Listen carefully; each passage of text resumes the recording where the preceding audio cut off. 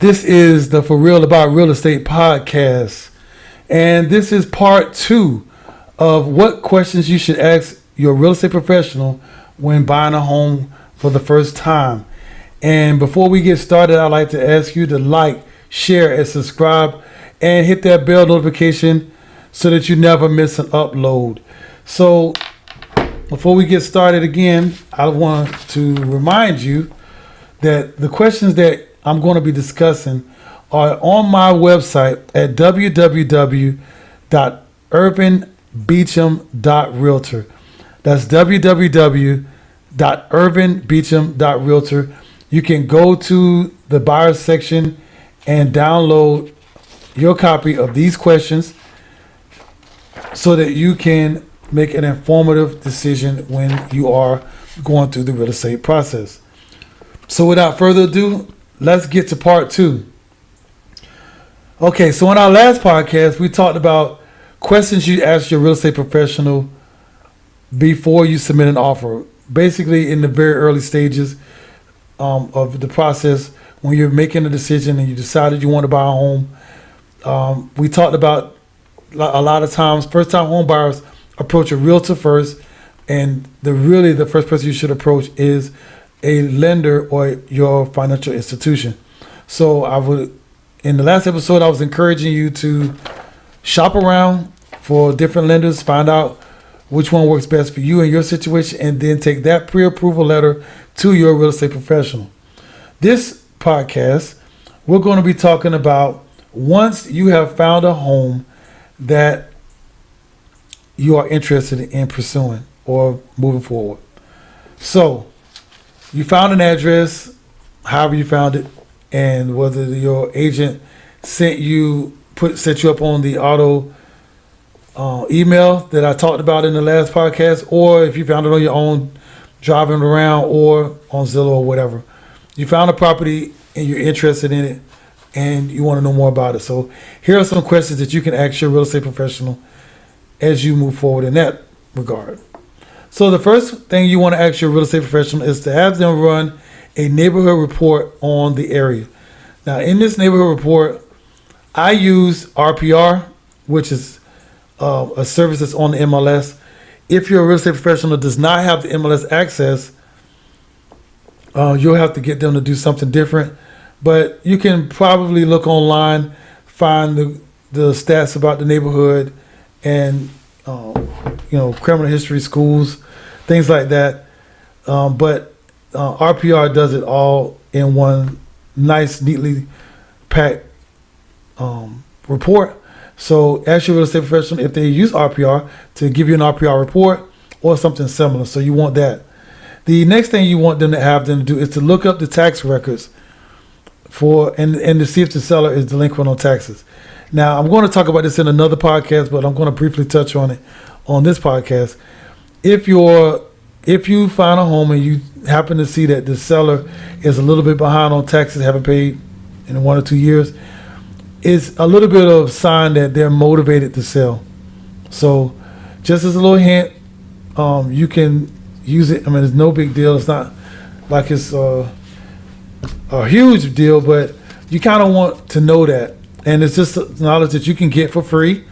You can ask your real estate professional to do it, or you can do it yourself by going on the county records of the county where your home is, or the home of interest is, and go to the site, look up the address, and more times than not, that property will be on the tax. You'll see the tax record link, or just go to the tax collector in your county, type in the address, and see if the person paid their taxes. So could be a negotiating factor. We'll talk about it in another podcast, but let's move on. The next thing you want to have your real estate professional do is you want to ask them to check the address against the flood map. Now, depending on where you're living, this podcast is being done in beautiful Tampa, Florida. So it floods here. It floods a lot here. So you want to have your real estate professional, should you be in Florida, particularly Tampa, have them running against the flood map. There are lots of little pockets in Tampa that flood, and it looks beautiful when the sun is out. It's not raining, but come June and July, you could be swimming to your mailbox. So you want to have your real estate agent check the home against the flood maps to make sure that your home is not in a flood zone.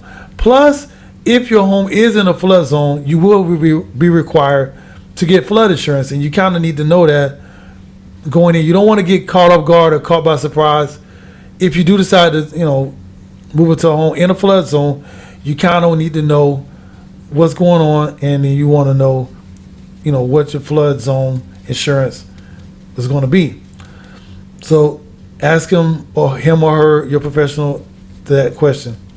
The next thing you want to ask them, now this is particular to where I am. I'm here in Florida again. Sinkholes.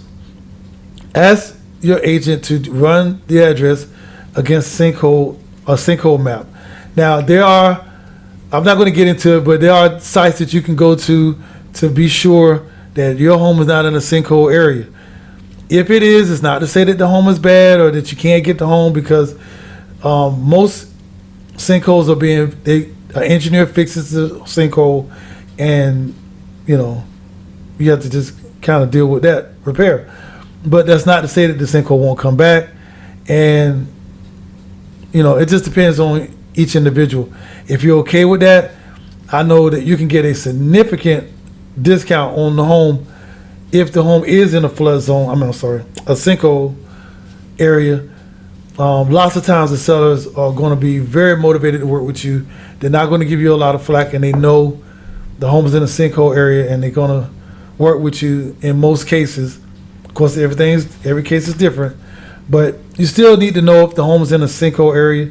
You don't want to get caught off guard, and you could have been, informed of that information prior to buying the house or submitting an offer.